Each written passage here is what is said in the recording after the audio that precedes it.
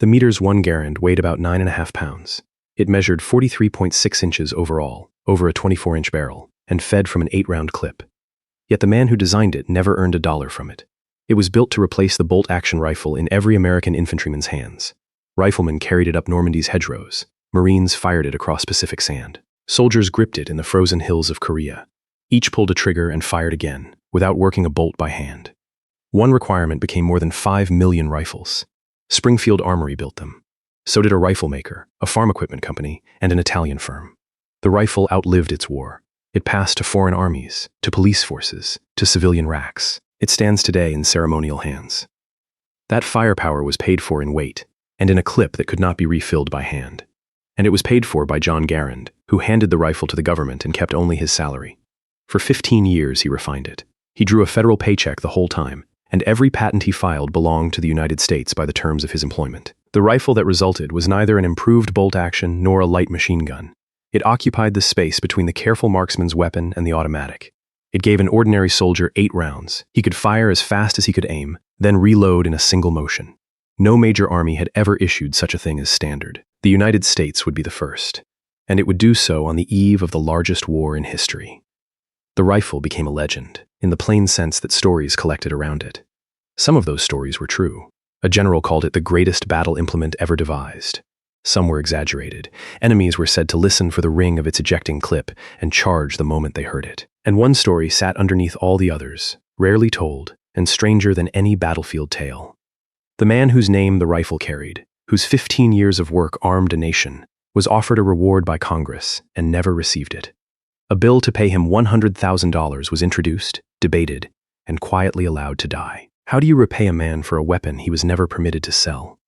The answer is bound up in the rifle itself, and the only way to reach it is to follow the whole arc. This is the story of a requirement that no army had met, an immigrant machinist who met it, a cartridge fight settled by a single general, a flaw that nearly killed the program, and a production effort that would travel from factory floors to Normandy hedgerows, Pacific Islands, frozen Korean ridgelines, foreign armories, civilian gun racks, and a hearing room in Washington where the reward never came. Chapter 1. The bolt action was too slow for the war America saw coming. Every major army entered the 20th century with a rifle a man worked by hand. The United States decided its infantry would not.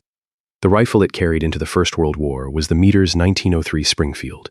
It was accurate, rugged, and respected, and it was slow. A soldier fired, then lifted his hand from the grip, turned the bolt up, drew it back, pushed it forward, and turned it down. Only then could he fire again. Each cycle broke his aim and cost him the target. The magazine held 5 rounds, loaded from a stripper clip pressed down through the open action. A trained rifleman could manage perhaps 10 to 15 aimed shots a minute, and every one of them asked his hand to leave the trigger. That limitation defined the infantry of every nation. The German army worked the bolt of the Gewehr 98. The British worked the Leonfield. The French, the Japanese, the Italians, the Russians, all fielded rifles that demanded the same manual stroke between shots. The bolt action was not a flaw. It was simply the ceiling that every army had accepted. American ordnance officers began to question that ceiling. The reasoning was simple arithmetic. If 2 riflemen faced each other, and one could fire while keeping his sights on the enemy, that one held an advantage measured in seconds, and seconds decided fights. A rifle that loaded itself would let a soldier watch his target through every shot. It would multiply the fire of a squad without adding a single man. The United States Army Ordnance Department began, quietly, to want such a rifle. The want was easy to state and hard to fill. A self-loading rifle had to capture some of the energy of firing and use it to work the action. That energy is violent and hot. Harnessing it in a shoulder weapon, in a design light enough to carry and reliable enough to trust in mud, had defeated inventors for decades. Semi-automatic rifles existed. None had proven durable, cheap, and simple enough to hand to every infantryman and expect it to survive a campaign. There was resistance inside the army as well, and it deserves to be stated plainly, because popular accounts often skip it. A self-loading rifle was not welcomed by everyone as an obvious improvement. It would consume ammunition far faster than a bolt action. It would strain a supply chain built around careful, rationed fire. Marksmanship officers worried that soldiers would spray rounds rather than aim them. The record shows a service divided, not a service eager. The men who pushed for the self-loader were pushing against habit, budget, and doctrine all at once. The idea was not new when American ordnance took it up. Inventors had chased the self-loading rifle since before the turn of the century. The Mexican general Manuel Mondragon had fielded a self-loader as early as 1908. The Danish Bang rifle and the British Farquhar Hill had shown that a rifle could be made to work its own action, and each had failed to become a durable standard arm. The First World War taught its own lesson in firepower, though not through the rifle.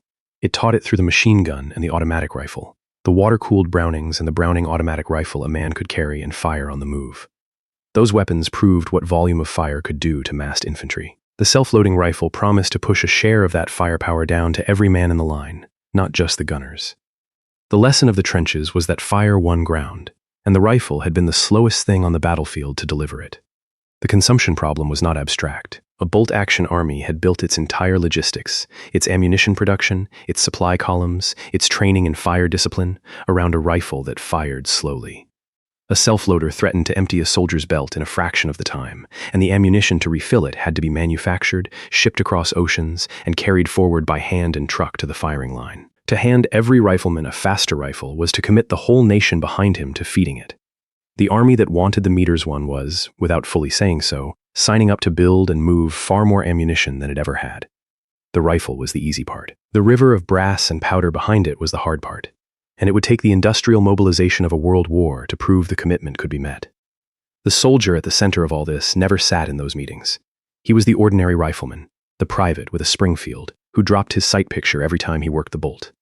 He was the man a self-loader was meant to serve. Give him a rifle that reloaded itself, and he could keep his eye on the enemy from the first shot to the last. That was the promise. It was aimed squarely at the least glamorous man in the army, the rifleman in the line, and it would take 15 years to reach him. The road from wanting the rifle to holding it ran through more than a decade of trials. Through the 1920s, the Army tested one candidate after another, assigning each a coded designation and running it against the others, rejecting most and refining a few. The process was slow because the standard was high. A service rifle could not merely work on a good day at a proving ground. It had to survive sand, mud, freezing, and neglect, to fire thousands of rounds without breaking, and to be simple enough that an ordinary soldier could strip and clean it with no tools. Each failure sent the designers back to their benches, and each round of testing narrowed the field. The rifle that finally emerged had been shaped by years of deliberate, unglamorous elimination, and that patience is part of why it worked. Those qualities defined the ambition. More rounds per minute, more fire per squad, more time spent aiming and less spent cycling. Those advantages carried a price the Army could already see. Faster fire meant faster consumption, and a rifle that burned ammunition would demand a logistics system that did not yet exist to feed it. The gain and the cost were two sides of the same round. The Army knew what it wanted. It needed a man who could build it. He was already at Springfield Armory, filing gauges and grinding steel, a machinist most of the officers had never heard of. Chapter 2. The immigrant machinist who taught a rifle to load itself. The man who would arm America was not born in it. He learned rifles the way he learned everything, with his hands, on a machine shop floor. He was born Jean Cantius Garand on the first day of 1888, near Stramy, in Quebec. His family later crossed into New England and settled in Connecticut. As a boy, he worked in a textile mill, and the mill is where he learned the machinist's trade, tending and fixing the machines that ran the looms. He had a feel for mechanism that formal schooling never gave him. He understood how metal moved, where it bound, and how to make a part that fit its neighbor exactly. He followed that skill into industry. In 1909, he took work with Brown & Sharp, a Rhode Island firm known for precision tools. Later, he moved to a tool-making company in New York. In 1920, he became a naturalized citizen of the United States, the country whose infantry he would one day arm. By then, he had already caught the Army's attention. During the First World War, the Army solicited designs for a light machine gun, and Garand submitted one. It was judged the best of the entries. That judgment changed his life. On November 4th, 1919, Garand was hired at Springfield Armory, the National Arsenal in Massachusetts. He came on as an engineer, and he would stay for 34 years, until his retirement in 1953. His starting salary was $1,800 a year. That figure matters, because it is the whole story in miniature. Garand was an employee. He would be paid a wage, and the wage would rise over the decades, but the terms were fixed at the outset. Whatever he invented at that bench belonged to the government that paid him. His first self-loading prototype was completed around 1919, the same year he arrived. Then came the long grind. It took roughly 15 years to turn that first prototype into a rifle the Army would accept. 15 years of trials, of parts that cracked, of gas systems that fouled, of tolerances chased down to the thousandth of an inch. Garand did not sketch a rifle and hand it over. He built, tested, failed, and rebuilt, again and again, inside a government arsenal, on government time, with government tools. At Springfield, his role spoke to his craft. He worked as an expert in gauges, the precise steel masters against which every part is measured, and precision measurement was the foundation of everything he did. A rifle, whose parts must interchange across millions of units and many factories, lives or dies by the accuracy of its gauges, and Garand understood that world from the inside. He designed not only the rifle, but the means of measuring and making it, thinking always, as a machinist thinks, in terms of what could actually be cut, held, and inspected on a shop floor. It is one reason the WWII could be mass-produced at all. Its designer had never stopped being the man who made the tools. The machine gun that first drew notice tells us what kind of designer he was. During the war, the Army wanted a light machine gun, and Garand submitted a design that worked on an unusual principle, using the slight rearward movement of the cartridge primer under firing pressure to unlock the action. The concept was clever enough that the government brought him to Washington to develop it further at the Bureau of Standards, and from there to Springfield Armory. The war ended before the gun could matter, but the man had been identified. He was a solver of mechanical problems who arrived at answers other engineers had not considered, and he did it with the hands-on intuition of a machinist rather than the theory of a schooled engineer. That primer-actuated principle carried a lesson he would apply for the rest of his career. It taught him to find the energy already present in the act of firing and to put it to work.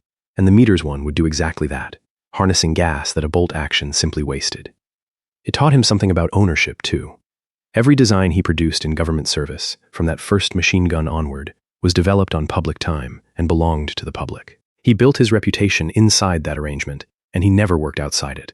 The arsenal was his workshop and his employer, and the price of its resources was that nothing he made there would ever be his to license, sell, or profit from. He seems to have accepted this without complaint. A working man, glad of steady, skilled employment in an age when such work was precious. This is the place to correct a story that is hardened into fact. It is often said that one man invented the WWII, that Garand alone conjured it. That claim requires restraint. Garand was the central designer, and the rifle carries his name for good reason. But he worked inside an institution.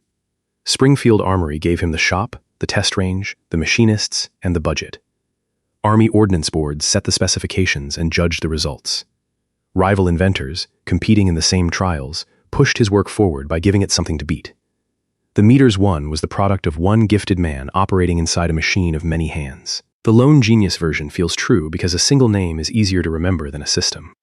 The evidence supports a designer, not a sorcerer. Picture him at the bench, then. A naturalized immigrant, a mill-trained machinist, a federal employee whose contract meant that every clever solution he found became public property the instant he found it. That arrangement gave him something no independent inventor of his era could dream of. It gave him 15 uninterrupted years, a national arsenal, and a salary to solve a problem that had beaten better-funded men. In exchange, it took every patent he would ever file on the rifle. Those terms were the engine of his success and the source of his loss. The government's backing let him build the WWII at all. The same government's ownership meant he could never profit from it. He accepted the trade when he signed on in 1919, long before anyone knew the rifle would number in the millions. He had a rifle now, or nearly one. What he did not yet know was which cartridge the Army would let it fire. Chapter 3. 2 cartridges, 1 general, and a rifle nearly born in 276. The Garand almost entered service, firing a round it would never carry to war. A single general erased that round in an afternoon. Through the 1920s, the Army did not only want a self-loading rifle, it wanted, for a time, a new cartridge to go with it. The standard round was the .30-06 Springfield, a powerful cartridge with heavy recoil and considerable heat and blast. Those traits punished a self-loading action. They made it harder to build a rifle that would cycle smoothly and last. Ordnance officers looked instead at a smaller round, the .276 Pedersen, developed by the inventor John Pedersen. It was lighter, kicked less, and generated less heat, which made it, in the words of the boards that studied it, close to ideal for a semi-automatic rifle. Pedersen was Garand's rival, and he was formidable. The Army had contracted with him in the early 1920s to develop a self-loading rifle, and his design was ingenious. It used a toggle-delayed action, a jointed mechanism that folded like a knee. It was so finely balanced that it required cartridges coated in a thin film of wax to feed and extract reliably. That waxed ammunition would later count against it. But in the trials of the late 1920s, Pedersen's rifle was a serious contender, and the .276 round it fired was the round the Army thought it wanted. Pedersen's toggle action is worth pausing on, because its fate explains something about the whole contest. The mechanism folded at a joint, like a knee bending, to delay the opening of the breech, and it was elegant and accurate. But it depended on cartridges coated in a dry wax lubricant to feed and extract without tearing, and that requirement was its undoing. An army does not want ammunition that must be specially coated, that can pick up grit in the field, that behaves differently in heat and cold. Garand's gas system needed no such crutch. It fired ordinary cartridges, dry and dirty, and kept working. The comparison decided more than a single trial. It pointed the army toward the kind of rifle a real soldier could feed from a muddy bandolier without a second thought. Garand read the situation and hedged. He built his rifle in the favored .276 caliber, and that version, designated the T3E2, performed superbly. It held 10 rounds in its clip, 2 more than the rifle the world would eventually know. In the trials of 1929 through 1931, Garand's .276 rifle outshot its competitors. A services board judged both the Garand and the Pedersen superior to every other entry. The momentum ran toward a smaller cartridge and a lighter rifle. In September 1928, a combined board had already recommended adopting the .276. The .276 was not a small or weak round by later standards. It fired a bullet of roughly 284 thousandths of an inch at a healthy velocity, enough to reach and kill at the ranges infantry actually fought, while producing markedly less recoil and heat than the .30-06. To the boards studying the problem, that combination looked close to perfect for a self-loading rifle, because every bit of recoil and heat a lighter round removed was a bit less strain on a mechanism that had to survive tens of thousands of rounds. The trials that tested these ideas were serious affairs, run at Fort Benning and elsewhere, pitting the Garand, the Pedersen, and other entries against one another through endurance, firing, dust, and mud. The infantry, the men who would carry the result, tended to favor the lighter round and the lighter rifle it allowed. But Garand did something shrewd.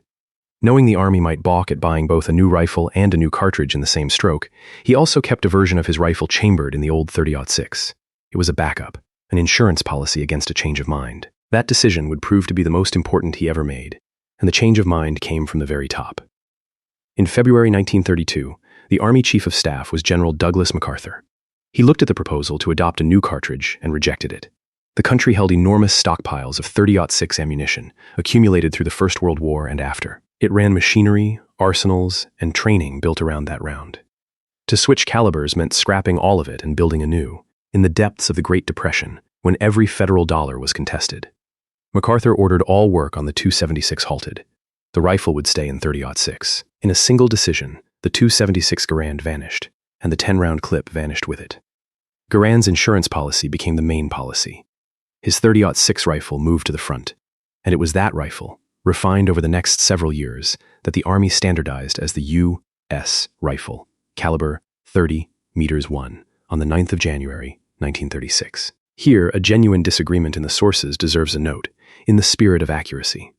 Some accounts place a key adoption of the 30 caliber design as early as August 1933, when the redesigned rifle was reclassified. Others cite the January 1936 standardization as the true moment of adoption.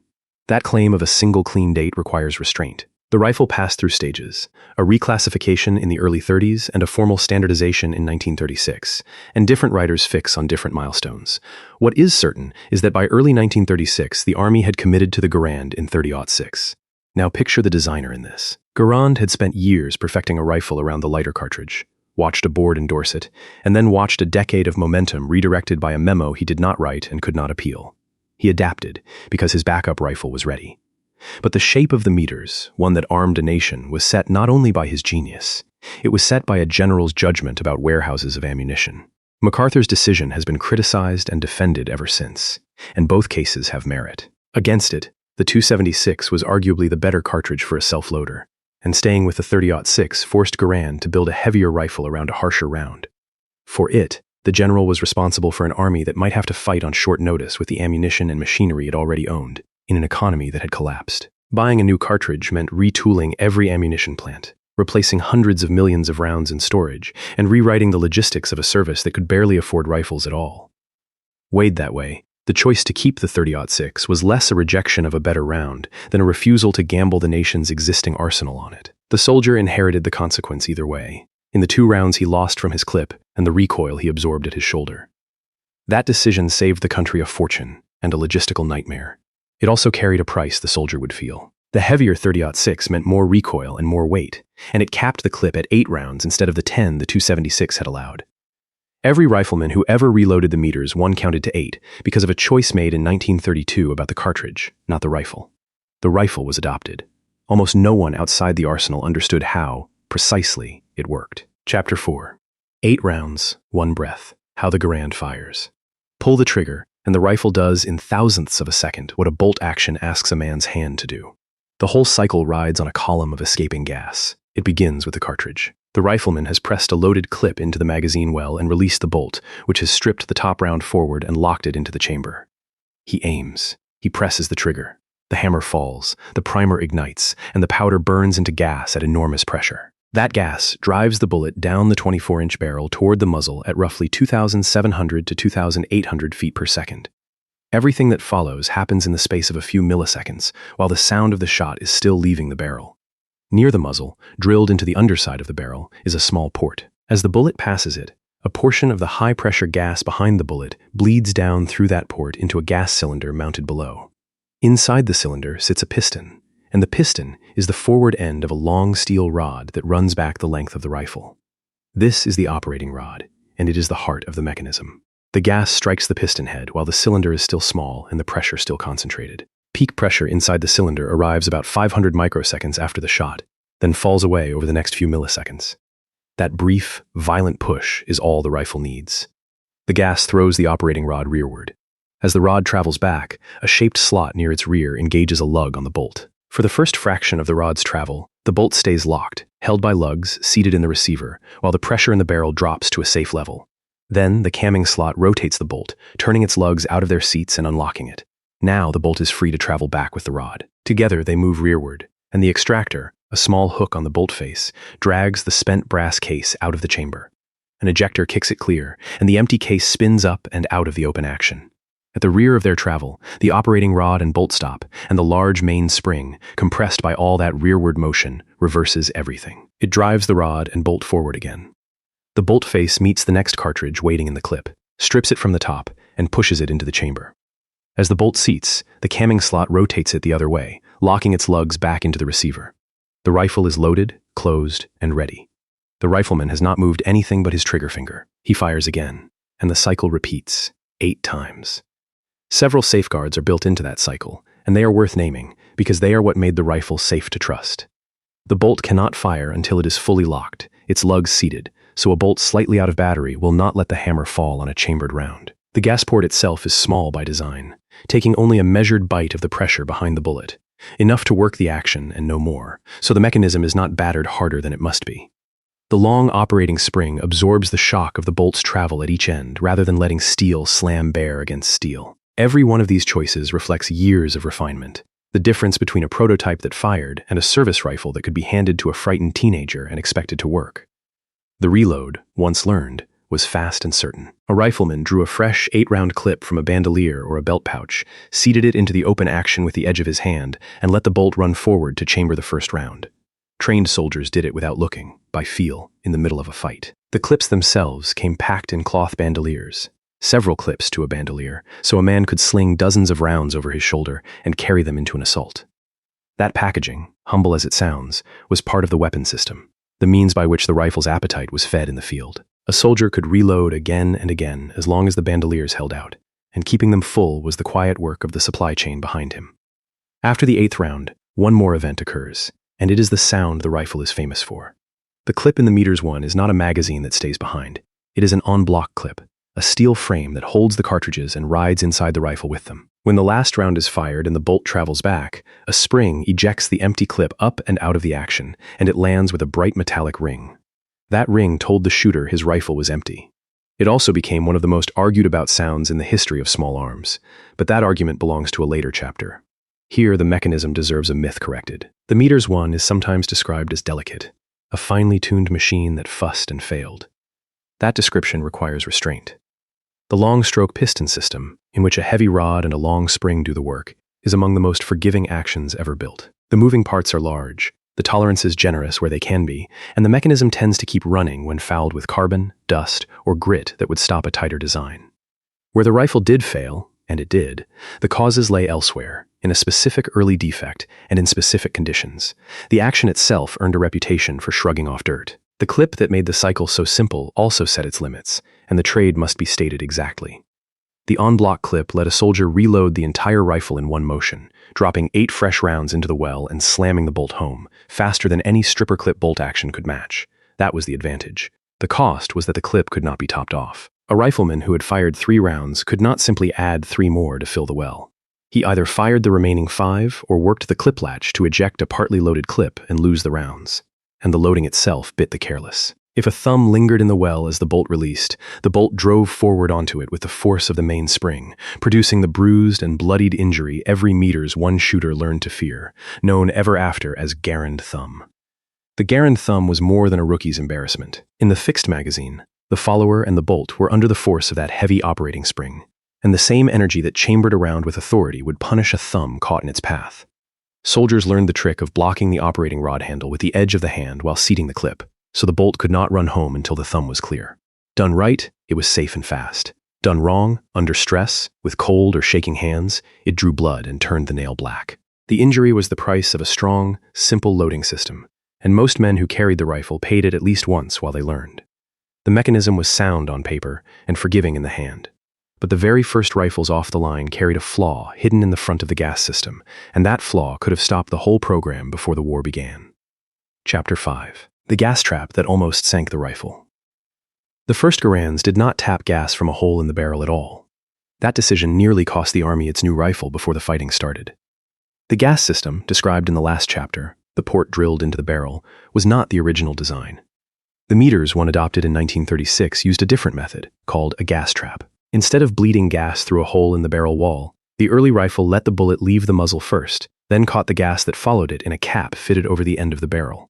The gas, trapped in that cap, was directed back to drive the piston. The idea was borrowed from an older principle seen in the Danish Bang rifle, and on paper it kept the barrel itself uncut and unweakened. The logic behind the gas trap was not foolish. A barrel is the most stressed part of a rifle, and drilling a hole in its side to bleed off gas seemed, to some designers, like weakening the very component that could least afford it. By catching the gas after the bullet had left, the trap promised to leave the barrel whole. In practice, the promise was not worth the trouble the device caused, and the drilled port later proved that a small, well-placed hole cost the barrel nothing it could not spare. But the caution that produced the gas trap was the same caution that produced a good rifle in the end, an unwillingness to weaken any part without proof that it was safe. The designers guessed wrong on this one feature, corrected it, and the corrected rifle was stronger for having been questioned. In practice, the gas trap was trouble. The system added a muzzle assembly with a screw that could loosen under firing, and if it shifted, the alignment of the gas cylinder could move, raising the risk that a bullet would clip the very cap meant to catch its gas. Carbon collected inside the trap, and was hard to clean without taking the front of the rifle apart.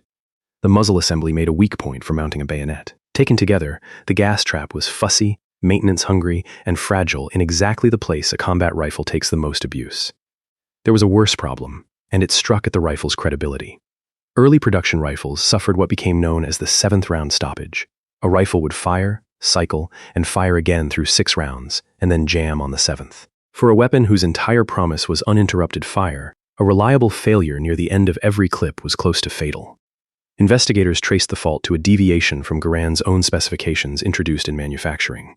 It was not a flaw in the concept so much as a flaw in execution, but to a soldier, a jam is a jam, and word of an unreliable rifle spread faster than any correction. The Army and the arsenal faced a decision.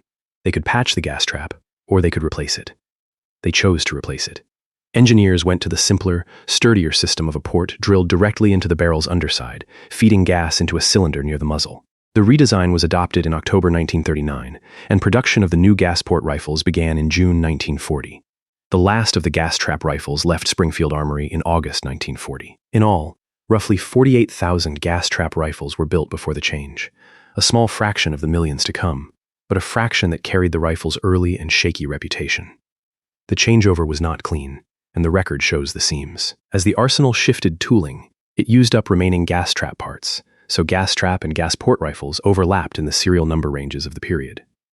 Many early rifles served as built, gas trap and all, and were only converted to the gas port configuration later, during arsenal rebuilds. A soldier issued an early rifle might carry the older system into training, or even into the first stretch of the war before it was updated. Stand with the armorer at this moment. He is at a bench in 1940, testing new rifles, and he watches one jam on the 7th round. He clears it, reloads, and it happens again. He does not yet know that the fault lies in a manufacturing deviation, not in the man's handling or the ammunition.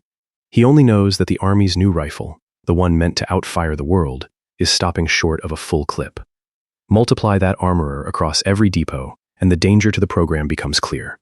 Confidence is as necessary to a service rifle as steel. The story of the early rifles did not end when the gas trap did. Over the following years, the Army ran extensive rebuild programs, bringing worn and outdated rifles back through arsenals to be repaired, updated, and returned to service. Barrels were replaced, worn parts swapped, and early features brought up to the current standard. Rifles were reparkerized, their steel refinished in the gray-green protective coating that resisted rust, and stamped with the marks of the arsenal that rebuilt them. A single WWII might pass through this process more than once across its service life, so the rifle a collector holds today often carries a mix of parts from different makers and different years, each stamped with its own code. The layered markings are a headache for anyone seeking an untouched original, and a rich record for anyone willing to read them. The gas trap episode left a mark beyond the rifles themselves. It arrived at the worst possible moment, in the years just before the war, when the Army most needed confidence in its new rifle, and its critics most wanted evidence of failure. There were voices in Congress and in the press who doubted the whole project, who argued the country should have stayed with the proven bolt action or bought a different design. The 7th round stoppage and the fussy gas trap gave those voices ammunition. That the arsenal diagnosed the fault, redesigned the system, and pushed the corrected rifle into mass production before the country entered the war was an achievement of engineering and of nerve. The WWII that met the enemy was the second version of itself, saved by a redesign its doubters never got to bury it over. This is the place to retire the fondest myth of all, gently. The WWII is often praised as the rifle that never jammed. That praise requires restraint. The early gas trap WWII jammed, predictably enough to force a full redesign of its gas system and the rebuilding of thousands of rifles. The myth feels true because the corrected rifle, the Gasport WWII, went on to a long record of reliability, and memory kept the good and discarded the bad. The evidence supports a rifle that became extraordinarily reliable after it survived a defect that could have ended it. Fielding the rifle early had a double edge, and the ledger is plain. Getting the WWII into service quickly proved the concept and began training a generation on a self-loader. That was the gain. The cost was that the Army committed itself to fixing and rebuilding rifles already issued, and to overcoming a first impression of unreliability that the corrected rifle then had to live down. With the design corrected, one problem remained, and it dwarfed the rest. Springfield had designed a rifle the Army wanted by the millions. It had to build them. Chapter 6. 5 million rifles, the factories that armed a nation. Springfield Armory had designed the Garand. It could not, on its own, come close to building enough of them. The scale of the demand is hard to overstate. A modern army does not need thousands of rifles. It needs millions, with millions more in reserve, and a steady flow of spares to replace what wears out and breaks. When the United States entered the Second World War, the WWII was the standard rifle of the Army and, in time, the Marine Corps, and every new division raised meant hundreds of thousands more rifles required. Springfield Armory, the national arsenal that had nurtured the design, was one factory. One factory could not arm a world war. The answer was to spread production. Even before the United States entered the war, Winchester, the famous private arms maker, was brought in under an educational contract, learning to build the WWII so that a second source existed. Winchester's deliveries began in 1943. The two makers, the government arsenal and the private firm, carried the wartime load and produced the great majority of the roughly 5.5 million WWII rifles made across the rifle's full production life, from 1937 to 1957. The ramp was not sudden, and the early numbers were humbling. Through the late 1930s, the rifle trickled out of Springfield in the hundreds and then the thousands, as tooling was proven and the gas system redesign worked through the lines. As late as 1940, the Army was still far short of having enough WWIs to equip its growing force, and many soldiers trained with the old bolt action while they waited. Then the curve turned sharply upward. Once the tooling matured and Winchester came online, production climbed into the tens of thousands a month, and across the war years the two makers turned out the millions that armed the American infantry and much of the Marine Corps. The story of the WWI's production is a slow, difficult beginning followed by an industrial flood, and the flood arrived just in time. After the war, when the Korean conflict revived demand, the circle of manufacturers widened in ways that say something about American industry. Harrington and Richardson, an arms company, built about 428,000 rifles between 1953 and 1956.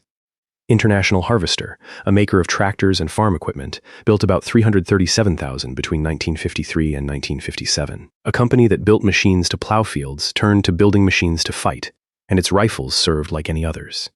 Overseas, the Italian firm Beretta produced the WWII under license, roughly 100,000 between 1950 and 1959, seeding the arsenals of post-war Europe with an American design. Rifles were only part of what the factories had to deliver. Every Meters 1 in service needed spare parts behind it. Extractors and springs and firing pins and operating rods, the small components that wear and break. Stocked in depots so a damaged rifle could be repaired rather than discarded. It needed clips, produced by the tens of millions, the humble stamped steel frames without which the rifle was a single shot. And it needed the ammunition, the bandoliers, the cleaning kits, the manuals. The figure of 5.5 million rifles is only the visible peak of a far larger industrial effort, the whole supporting mass of parts and supplies that kept those rifles firing across years of war. Building the rifle was the beginning. Sustaining it was the longer labor. The thread that held all this together was interchangeability. For many factories, to build one rifle, every part had to be made to a common standard, so that a bolt from one plant would fit a receiver from another, and a soldier's rifle could be repaired with spares drawn from a general pool. That demand for uniformity drove the entire effort. It meant gauges, thousands of them, precise steel measures against which parts were checked. It meant inspectors on every line. And it meant that a small deviation, a barrel a hair out of specification, an operating rod slot cut slightly wrong, could ripple through the system. The forging of the receiver shows what that standard demanded. The receiver is the steel spine of the rifle, the part that holds everything else and bears the force of firing. And it was machined from a forged block through dozens of precise cutting operations, each of which had to land within tolerances measured in thousandths of an inch. A receiver that failed inspection late in that sequence represented hours of machine time and a piece of increasingly valuable steel thrown away. The operating rod, with its long body and its shaped camming slot, was nearly as demanding. These were not simple stampings. They were exacting parts made in enormous numbers, and holding their quality across millions of units and multiple factories was among the real industrial achievements of the war, as important in its way as the design itself. The factories that made them were staffed, increasingly, by workers new to the trade, as the men went to war and women and the previously unskilled took their places on the lines. They were trained to run specific machines and gauges, to make one part correctly and consistently, and the system was built to let them succeed without each being a master machinist. Even so, the makers differed. Rifles from Springfield Armory and rifles from Winchester were built to the same drawings, yet subtle differences in tooling and practice gave each a character that collectors still argue over, and certain Winchester production is prized or faulted for particular details.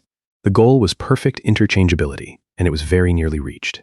The small remaining differences are a reminder that behind the uniform standard stood separate factories full of separate human hands.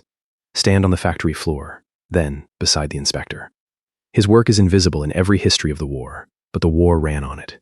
He holds a gauge to a finished part and decides, in a second, whether it passes. If he is too loose, a bad part reaches a soldier's hands and fails him in a firefight.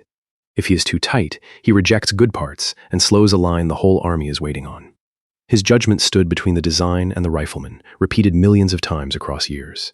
A famous number needs context here because the sources disagree, and honesty is better than false precision. The core American production of the Meters 1 sits near 5.5 million rifles, the figure of 5,468,000 and change often cited for the full run. Yet other accounts speak of over 6.5 million Meters 1 rifles produced. That larger number needs restraint. It appears to fold in later production, foreign and licensed manufacture, and the long tail of post-war building, while the tighter figure counts the core run. The exact total depends on what one chooses to count. What is beyond dispute is that the rifle was made in the millions, by many hands, in many places. Mass production bought speed and quantity, and it charged a price in fragility of a different kind. Interchangeable parts made it possible to build millions of rifles quickly across many factories. That was the advantage. The cost was that the whole system depended on uniformity, and errors discovered early cost one component, while errors discovered after assembly could stop an entire shipment. The strength of the method was also its exposure.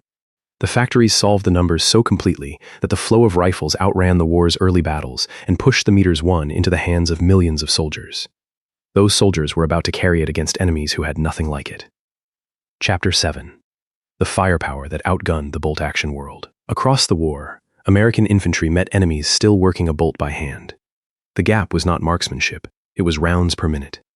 When American riflemen fought in the hedgerows of Normandy, across the islands of the Pacific, and up the mountains of Italy, they carried a self-loader. Their enemies, in the main, did not. The German soldier worked the bolt of the Carabiner 98K. The Japanese soldier worked the bolt of the Type 38 and Type 99 Arisaka. The Italian soldier worked the bolt of the Carcano. These were sound, accurate rifles, and in trained hands they were dangerous. But every one of them demanded that a man break his aim, turn a bolt, and reset before he could fire again. The Meters I rifleman did not. He could fire and fire and fire 8 times, keeping his sights on the enemy through every shot, then reload the entire rifle in a single motion and continue. Where a bolt-action soldier managed perhaps 10 to 15 aimed rounds a minute, the Meters I soldier could put out 40 to 50. Multiply that across a squad, a platoon, a company, and the arithmetic that American ordnance officers had done in the 1920s came true on the battlefield. A body of American infantry could generate a volume of aimed fire that a bolt-action force could not answer with the same number of men. That advantage showed most in the close, sudden fights the war produced by the thousand. A firefight in a hedgerow, a rush across a clearing, a defense of a ridge against an assault, all rewarded the side that could put more rounds on target in the first crucial seconds. The self-loader gave the American those seconds. He did not have to choose between watching the enemy and reloading his rifle. He could do both at once, and the enemy working a bolt could not. The most quoted verdict on the rifle came from General George S. Patton, who called the Meters I the greatest battle implement ever devised. The line has been repeated so often that it has become the rifle's epitaph. It is worth handling with restraint. Patton's judgment was real, and it was informed. But it was one commander's endorsement, offered in the language of praise, not a controlled measurement. The Meters I had genuine limits, in weight, in its 8-round clip, in the ammunition it burned, and a single quotation cannot stand in for the full account. The rifle was very good. The quotation tells us that a famous general thought so, which is not quite the same as proof. The advantage was real, but it was never as total as the proudest tellings suggest, and honesty requires the qualification. The Germans and the Soviets both fielded self-loading rifles of their own during the war. The Soviet SVT-40 was issued in large numbers, and the German Gewehr 43 appeared later in the conflict, and toward the end, the Germans introduced the assault rifle, the Sturmgewehr, that pointed past the Meters I to the future of infantry weapons entirely. What the Meters I had was not a monopoly on self-loading fire, but the distinction of being the standard rifle of an entire major army, issued to the ordinary rifleman as a matter of course rather than to select troops in limited numbers. No other power put a reliable self-loader in the hands of nearly every infantryman.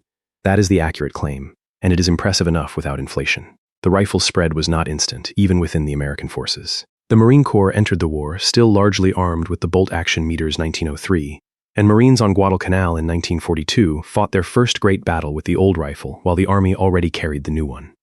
Only as production caught up did the Meters I become universal across the services, and Marines who made the change did not want to go back. In the Pacific, the rifle fought in jungle humidity and coral dust that fouled and corroded everything. In Europe, it fought in the mud of Italy, the hedgerows of Normandy, and the snow of the Ardennes.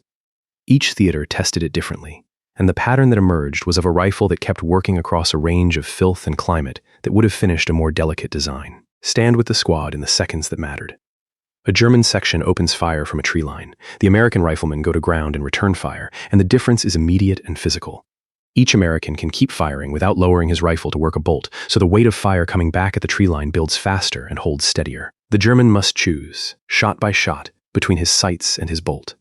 That choice, forced thousands of times across the war, is the whole advantage of the Meters when reduced to a single exchange.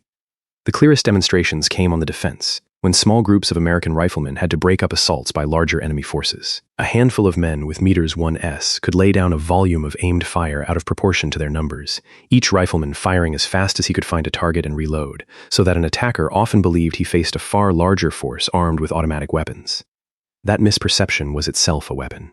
It slowed assaults, broke their momentum, and bought the time that defense depends on. The Meters I did not make every soldier a machine gunner, but it narrowed the gap between the rifleman and the automatic weapon, and in the aggregate that narrowing changed how American infantry fought, toward a doctrine that assumed every man could deliver serious, sustained fire. The firepower had a cost that rode on the soldier's body and in his supply line, and the ledger must balance. Self-loading fire gave the squad volume and gave the individual soldier confidence that he could keep shooting when it counted. That was the advantage. The cost came in two forms. The rifle and its ammunition were heavy, near 9.5 pounds of steel and wood before a single round of the weighty .30-06 was added, and a self-loader burns through cartridges far faster than a bolt action, straining the supply chain that had to carry every round forward. The firepower was real, and it was paid for in loads carried and ammunition consumed. One sound the rifle made would outlive every battle it fought, and gather around itself a legend the evidence does not support. Chapter 8. The ping heard round the world. When the last round fired, the empty clip sprang free with a bright metallic ring. A story grew up around that sound, and most of it is not true.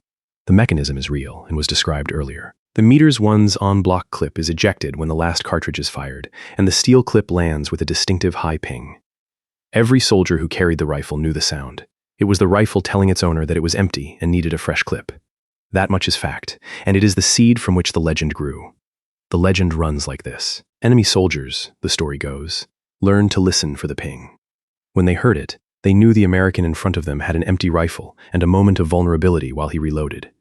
In that moment, the enemy would rush, or rise from cover, or press the attack, exploiting the sound as a signal. In some tellings, American soldiers turned the trick around, throwing a spare empty clip against a rock to fake the ping, drawing the enemy out to be shot by a rifle that was in fact loaded. The story is vivid, and it has been retold for generations. It requires restraint. The difficulty is simple and physical. A battlefield is loud. Rifles, machine guns, grenades, artillery, and shouting fill the air with noise, and the ring of one small clip is a faint sound against that wall. For an enemy soldier to hear a single ping, identify it as an WWII's empty clip, judge that this particular American, among many firing, was now defenseless, and act on that judgment before the American slammed home a fresh clip, all in the space of a second or two, asks a great deal of a chaotic moment. Former German soldiers, asked about it after the war, reported that the sound was generally inaudible during engagements and not particularly useful when it was heard. That testimony matters, because it comes from the very men the legend casts as exploiting the sound. Their account is that in the noise of real combat, the ping did not function as a reliable signal. It could be heard, at times, in a lull, at close range, by a soldier already listening for it. But as a battlefield tactic, a dependable trigger for an assault, the evidence does not support it. The myth feels true because it is a good story, and because the sound is genuinely distinctive on a quiet range. It compresses a rare possibility into a routine practice. What the record supports is a memorable sound that rarely mattered when the shooting was loudest. The clip that produced the ping also fixed the soldier to firing in eights, and that limitation, unlike the ping, was real and constant. A rifleman could not quietly top off his rifle before an assault. If he had fired a few rounds and wanted a full 8 before going over a wall, he could not simply add rounds to the clip in the rifle. He had to fire it empty, or eject a partly used clip and lose the rounds. The tactical vulnerability that the legend located in a sound was, in truth, located in the loading system, in the inability to reload at will without waste. Stand with the single rifleman in the firefight and the picture settles. Around him, a dozen weapons are firing. His own rifle rings as its clip ejects, and in the same instant his hand is already reaching for a fresh clip, and the sound of his shot and every other shot has swallowed the ring before an enemy could act on it. The image of a patient foe, cocked and waiting for one particular ping among the din, belongs more to the retelling than to the fight. There is a further wrinkle the careful accounts add. A single rifle firing alone, in a quiet moment, at close range, might indeed be heard to ping, and it is not impossible that in some specific encounter a soldier heard it and used it. History rarely deals in absolutes, and to say the ping never once mattered would overstate the correction as badly as the legend overstates the danger. What the evidence does not support is the version in which enemies routinely and reliably keyed their attacks to the sound, in which the ping was a systematic weakness that cost American lives across the war. That version is the one that spread, because it is dramatic, and because it turns a clever mechanism into a tragic flaw.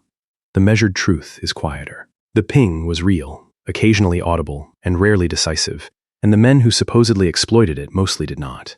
The on-block clip that produced the sound was itself a deliberate choice, and understanding why illuminates the trade. Garand needed a way to load 8 rounds quickly into a fixed internal magazine, and the on-block clip, riding inside the rifle and ejecting when spent, let him do it without a protruding, detachable magazine that could be lost, bent, or left behind. In an era when armies worried about soldiers dropping and losing expensive magazines, a clip that was cheap, disposable, and always present had real appeal. The cost of that choice was everything the loading system could not do, the topping off it forbade, and the fixed count of 8 it imposed. The ping was merely the audible signature of a design decision whose real consequences were felt in how and when a soldier could reload. The ping was a rumor of vulnerability, and it faded when examined. The real test of the rifle came not from an enemy who listened, but from a cold that tried to freeze the mechanism solid. Chapter 9. 40 below, at Khosin. In the Korean winter, weapons that had beaten armies were beaten by the air itself. The WWII was the one that kept firing.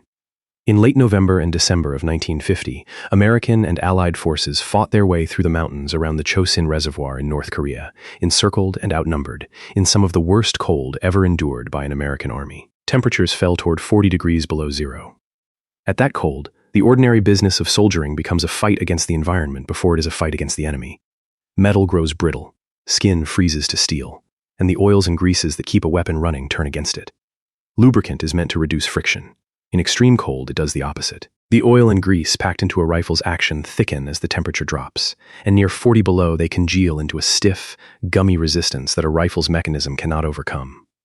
A weapon, lubricated for normal conditions, could seize, its action too sluggish to cycle, its moving parts glued in place by the very substance meant to free them. Across the Chosin fighting, weapons froze, and men died trying to clear them. The WWII endured this better than the weapons around it, and the reason was partly the rifle, and partly what men learned to do with it.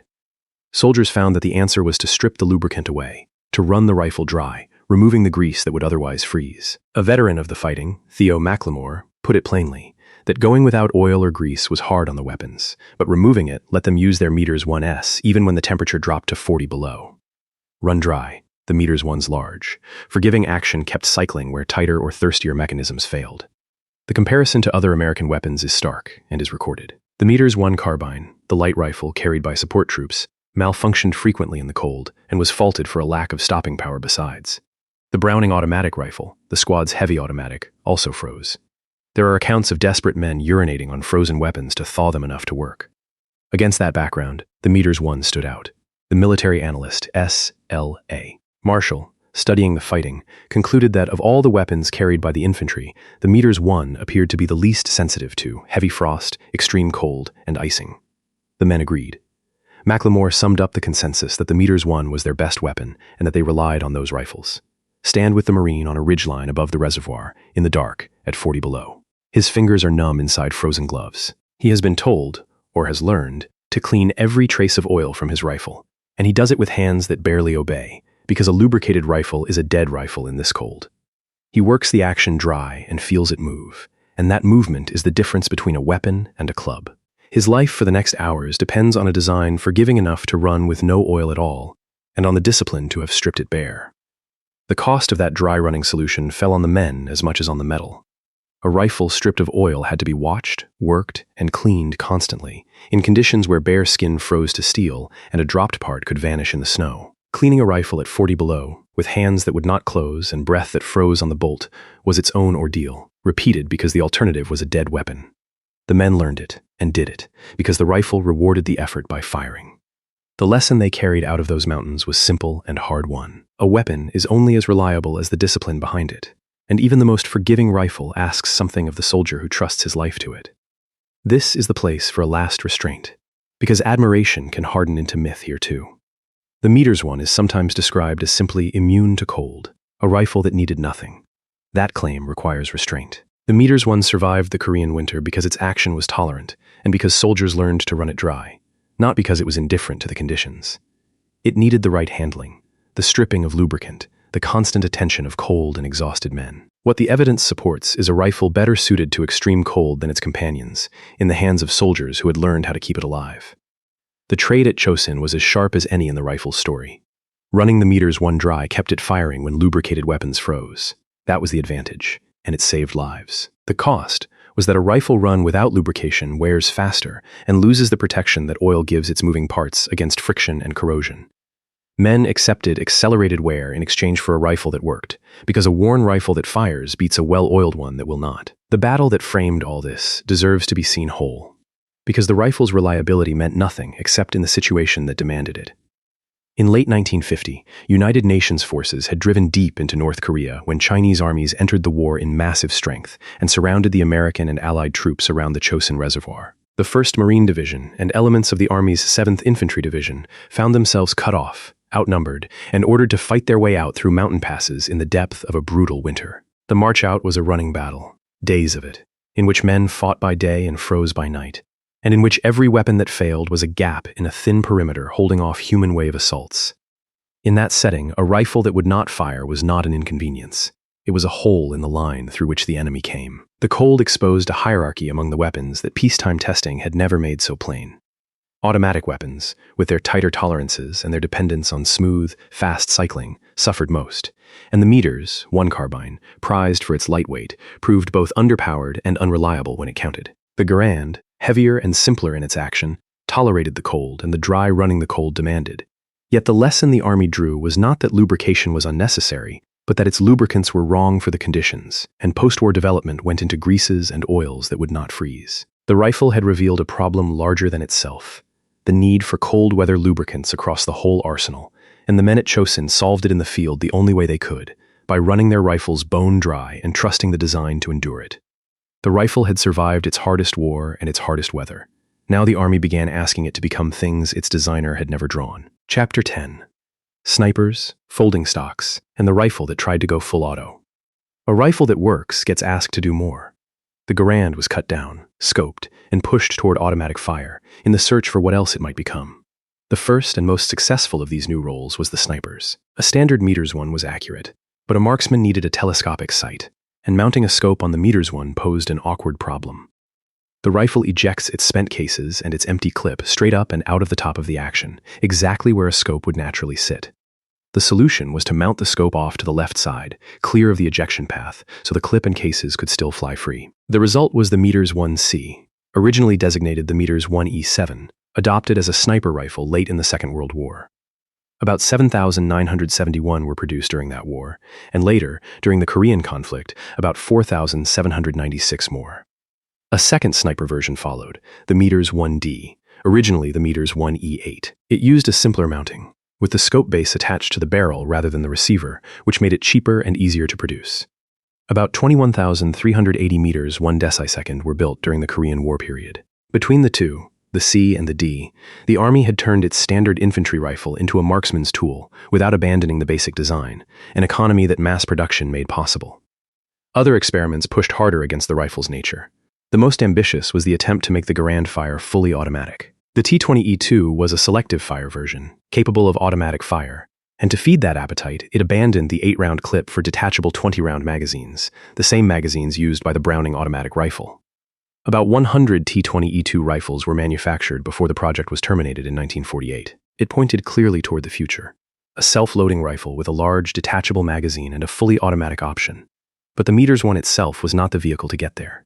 The T-20 line was not wasted work, even though the rifle itself was cancelled. It was a direct step toward the Meters 14, the rifle that would replace the Meters 1 in 1958.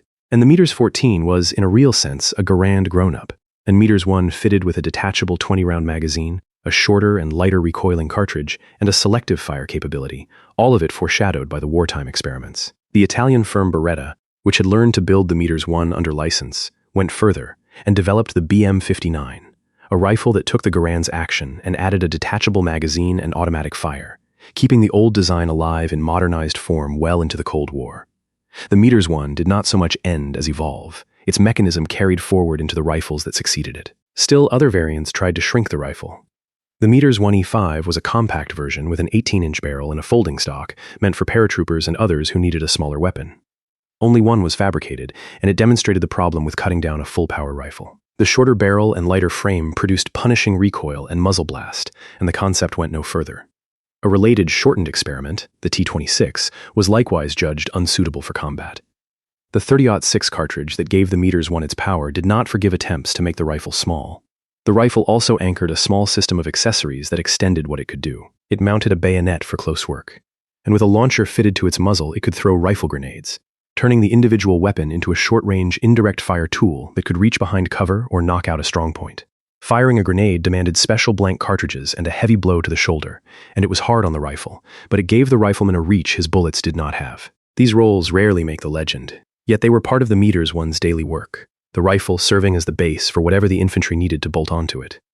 There were refinements aimed not at war but at competition. National match versions of the Meters 1 were built and tuned for target shooting, with careful barrels and tightened tolerances, and they carried the rifle into peacetime marksmanship, where its accuracy and its forgiving action made it a favorite on the firing line for decades. Seen from a distance, the Meters 1 sits at a hinge in the history of the infantry rifle. Before it, the world's armies carried bolt actions. After it, and partly because of it, they moved toward self-loading and then automatic rifles, toward detachable magazines and intermediate cartridges, toward the assault rifles that define infantry combat still. The Meters I did not take those last steps. Its full-power cartridge and its 8-round clip belonged to an older idea of what a rifle should be. But it proved the decisive point, that a self-loader could be reliable enough and cheap enough to arm everyone, and once that was proven, there was no going back to the bolt. The rifles that surpassed the Meters I were able to surpass it only because it had gone first. The sniper versions had a longer combat life than their numbers suggest. The Meters I-C and Meters I-D, with their offset scopes and their leather cheek pieces added so a shooter could get his eye behind a sight mounted off the bore, served through Korea and lingered into the early years of Vietnam, where the Meters I-D in particular was still in the hands of marksmen decades after its parent rifle had been declared obsolete. The national match rifles, meanwhile, took the Meters I in the opposite direction, away from war and toward the target range, where accurized Garands dominated service rifle competition for years, and built a devoted following among civilian and military shooters who valued the rifle's balance and its forgiving trigger. Between the sniper on the ridgeline and the competitor on the firing line, the same basic rifle proved it could be specialized in directions its designer had drawn only in part. Stand with the designated sniper, and the awkwardness of the design becomes concrete. He sights through a scope mounted off to the left of his rifle, offset from the bore, because the center line is reserved for the clip that must eject upward. He has adapted to the offset, learned its quirks, and he places his shots. But every time he does, he is working around a feature built for a rifleman, not a marksman. The rifle serves him, but it was not shaped for him. The lesson of all these variants is a single trade, and it is the trade that governs the whole chapter. Each new role, sniper, automatic, compact, target, added a capability the basic rifle lacked. That was the advantage. The cost was that the Meters I's defining features, the 8-round end-block clip and the top ejection, fought every attempt to modernize it. The clip capped the magazine. The top ejection displaced the scope. The design that made the Meters I a superb infantry rifle in 1936 was the same design that limited how far it could stretch into new roles 20 years later. The experiments pointed at a successor, a rifle with a detachable magazine and select fire, and that successor was coming. Yet the original Meters I refused to disappear, and its afterlife would be longer than its war. Chapter 11. The rifle that outlived its war. America stopped issuing the Garand. The world did not stop carrying it. By 1958, the United States Army had adopted the Meters 14, a rifle that drew directly on the Meters I's lineage, but added a detachable 20-round magazine and select fire capability, answering the very needs the T-20E2 experiments had chased. The Meters I was superseded as the standard American rifle. But a weapon built by the millions does not vanish when its issuing army moves on. It disperses. And the Meters I dispersed across the world. The largest current of that dispersal was military aid. In the Cold War, the United States armed its allies, and one of the readiest things to give was the rifle it was replacing. M1 Garands flowed to South Korea, to South Vietnam, to Turkey, to Greece, to Norway, to the Philippines, and to many other nations besides. A rifle that had armed American infantry in the Second World War went on to arm Allied and client forces for decades after, fighting in conflicts far from the ones it was built for. Beretta's licensed production in Italy had already seeded European arsenals with the design, and those rifles too spread through the continent's armies. The rifle found civilian life as well, and here the American story is particular. The Civilian Marksmanship Program, a body with roots in federal efforts to promote rifle practice, sells surplus military rifles to qualified American citizens. Through it, the Meters I became available to collectors, competitors, and enthusiasts, a piece of history that could still be fired. The supply for that program has come, in part, from the very rifles sent abroad decades earlier, now returning home. In 2018, more than 90,000 Meters I rifles were repatriated from the Philippines. Rifles that had gone out as military aid and came back as surplus to be sold to civilians. Vietnam is where the Meters I's foreign afterlife and its combat life overlapped most visibly. The rifle armed South Vietnamese forces in the early years of that war, a heavy, full-power weapon in the hands of often smaller soldiers, until lighter rifles replaced it, and American advisors in some units handled it there as well. Across the Cold War, the pattern repeated on other continents. Greek and Turkish forces carried the Meters I for decades. Danish and Norwegian troops used it, and it turned up in conflicts and armies far from any American battlefield. A durable, powerful rifle a client state could be given cheaply and maintained simply. The rifle designed for the American infantryman ended up, through the machinery of aid and surplus, on the shoulders of soldiers on nearly every continent. The path home for the surplus rifles is itself a small institution. The Civilian Marksmanship Program descends from a federal effort created early in the 20th century to encourage rifle practice among civilians, on the theory that a nation of practiced shooters made for better soldiers in wartime. Transformed over the years into a body that sells surplus government rifles to qualified citizens, it became the legitimate channel through which a private American could buy a real service meters one, inspected and graded and sold at a set price, rather than chance the collector market. When tens of thousands of rifles returned from the Philippines or elsewhere, it was this program that received, sorted, and sold them, so a rifle issued to a soldier in 1943 could be bought, fired, and cared for by an ordinary citizen 70 or 80 years later. Few weapons of the war have a homecoming so orderly or so open to the public that paid to build them. The rifle also kept a ceremonial life, where its balance, its sound, and its history made it valued long after its combat days. The United States Marine Corps Silent Drill Platoon performs with Meters 1 rifles, spinning and presenting them in precise, wordless routines. Norway's Kingsguard drills with the rifle as well. In these roles, the Meters 1 is no longer a weapon of war but an object of ceremony, its heft and its history carried on parade grounds rather than battlefields. The rifle kept a hold on memory as well as on parade grounds. It appears in the photographs and the films of the Second World War so constantly that its silhouette became shorthand for the American soldier of that generation. The long wooden stock, the exposed operating rod, the clip pressed down with the thumb. For millions who never fired one, the Meters 1 is simply what a soldier of that war carried, an image fixed by newsreels and later by the movies that restaged the fighting. That cultural afterlife, harder to measure than surplus sales or auction prices, is part of why the rifle is remembered when so many of its contemporaries are forgotten, and it became a collector's prize, with the values that follow. The personal Meters 1 Garand of President John F. Kennedy, bearing its own serial number, sold at auction in 2015 for $149,500. A rifle mass-produced by the millions, issued to ordinary privates, had become, in particular examples, a treasured artifact worth a fortune. Here, a common assumption deserves restraint. Because so many Meters 1S were built, it is often assumed that surplus rifles are common and cheap, easily had by anyone. That assumption requires restraint. Import restrictions have repeatedly choked the flow of surplus rifles from abroad, and a 2013 policy blocked private importation of these American-made weapons, even as returns to the marksmanship program continued through official channels. Foreign stocks are finite and dwindling, and intact original rifles, unaltered by decades of arsenal rebuilds, have become a genuine puzzle for collectors to source and authenticate. The rifle is famous and numerous, and a good original is still not easy to find. The politics of that scarcity are worth spelling out, because they shaped who could own the rifle. For years, surplus Meters 1S returned to the United States from abroad and flowed to collectors and shooters.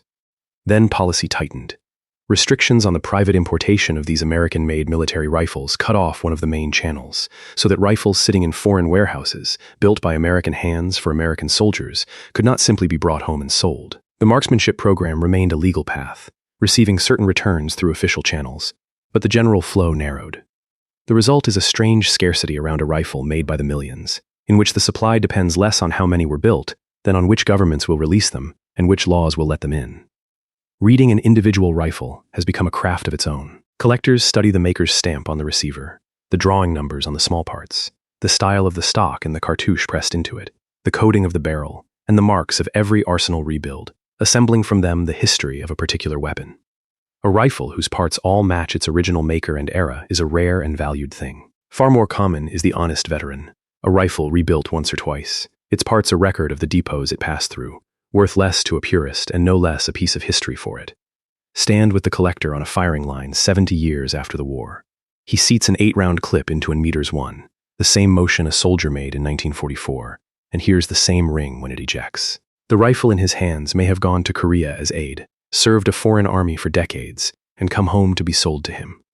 Its history is in its markings, layers of arsenal stamps and rebuild marks that a knowing eye can read. He is firing a machine that outlived its war, its makers, and its designer.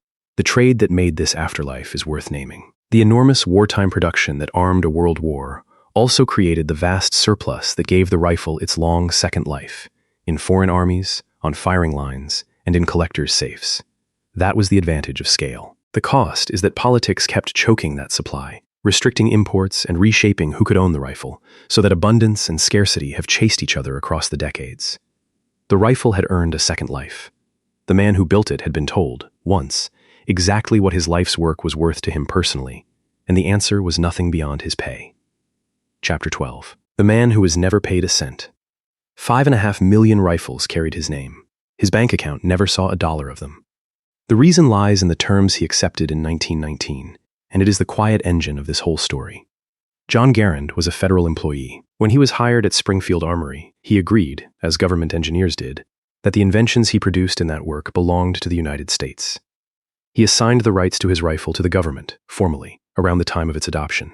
He drew no royalties, not on the first rifle, not on the 5 millionth. Every meters one that rolled off a line at Springfield, at Winchester, at Harrington and Richardson, at International Harvester, was public property built on a public design, and the designer received not a cent per rifle because the design was never his to sell. There was an attempt to reward him, and its failure is the sharpest point in the account. On the 9th of July, 1941, Representative Charles Clayson of Massachusetts introduced a bill in Congress, House Resolution 5276, proposing to pay Garand the sum of $100,000 as additional remuneration for the very valuable services he had rendered in developing the Meters 1 rifle. In the money of 1941, that was an enormous sum, on the order of $2 million in later terms. It was a recognition that the man had given the nation something of extraordinary value and received, by the ordinary terms of his job, only an ordinary engineer's pay. The bill was introduced, and the bill did not pass. Why it failed is a matter the record treats with some care, and it deserves the same care here. Garand was, in fact, well paid for a public servant of his era. His salary had climbed from that first $1,800 a year in 1919 to $8,000 a year by 1942, and to $8,250 in 1945, raised for meritorious service. An attorney general noted in 1944 that Garand was the highest paid engineer during his entire tenure at the Armory. In the Great Depression, when the bill was first contemplated, it was well known how comfortably he was compensated compared to most Americans, and that visibility likely worked against the extra award.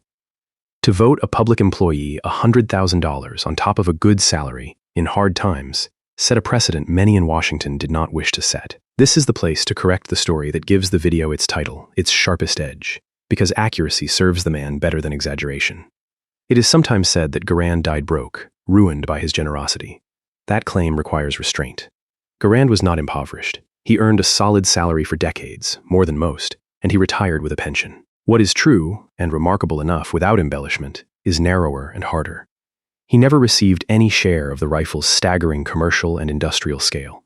A private inventor who had designed a rifle bought 5 million times over would have grown wealthy on royalties beyond counting. Garand, by the terms of his federal employment, received his salary and nothing more from the Meters 1 itself. The injustice is not that he starved, it is that a man could give his country its finest rifle, watch it built by the millions, and be entitled, in law, to none of it. He was not left unhonored. He received the Meritorious Civilian Service Award, the Medal for Merit in 1944, a medal from the American Society of Mechanical Engineers, and a place in the Army Ordnance Hall of Fame. His country decorated him. It named the rifle for him. It simply never paid him for it, and once declined the chance to. His situation was not unique, and that is part of what doomed the bill to reward him. The government employed many inventors, in its arsenals, its laboratories, and its bureaus, and every one of them worked under the same understanding, that what they created on public time belonged to the public. To single out Garand for $100,000, however deserved, would have invited every other government inventor to ask why his own work merited no such prize. The men who declined to pass the bill were not necessarily blind to Garand's contribution. Some were protecting a principle, that federal employees are paid salaries, not royalties, and that the line, once crossed, would be impossible to hold. The principle was defensible. It simply fell, in this instance, on a man whose single invention was worth more to the nation than most departments produce in a generation. By the accounts that survive, Garand did not rage against any of this. He was a quiet, practical man, fond of his workshop, known for tinkering, who by one enduring story flooded the floor of his home and froze it to skate on in winter. He kept working at the arsenal on new designs, including a bullpup rifle he never finished, and he seems to have regarded the Meters 1 as the work he was hired to do and did. He accepted the medals, the honors, and the recognition of his peers, and he lived on his salary and his pension. If he felt the injustice that later writers feel on his behalf, he was not loud about it. The bitterness in his story is mostly ours, looking back at a man who gave his country an incalculable gift and was entitled, by the rules he had agreed to nothing beyond his wage. Stand with Garand near the end. It is the early 1950s. He is close to retirement, an honored man, medals in a drawer, his name on the standard rifle of the United States and half its allies. He had spent his last working years on further designs, including an unfinished bullpup prototype that he never brought to completion. He holds, at that moment, no patent royalty, no share, no fortune from the rifle in every American squad. He retired in 1953 and died in 1974, in Springfield, the city of his armory, having given the nation a weapon worth more than any sum Congress declined to vote him. What he left is easier to measure in rifles than in dollars. Somewhere past 5 million meters, one S carried the mark of his design, and the men who fired them in 2 wars mostly never knew his name, only that the rifle in their hands did not make them work a bolt while the enemy fired back. The rifles that followed, the Meters 14 and its descendants, grew from his mechanism. The self-loading rifle he proved could arm an entire army became, within a generation, the unquestioned standard of every army on Earth. If a designer's reward is measured in the reach of his idea, Garand was repaid many times over. If it is measured in what he personally received for it, the account stands where it always stood, at his salary, and not a cent more. The verdict on the rifle is easier to render than the verdict on his reward. The Meters one proved a proposition no army had proven before, that an entire national infantry could be armed with a reliable, self-loading rifle, and that the firepower gained was worth the cost in weight and ammunition.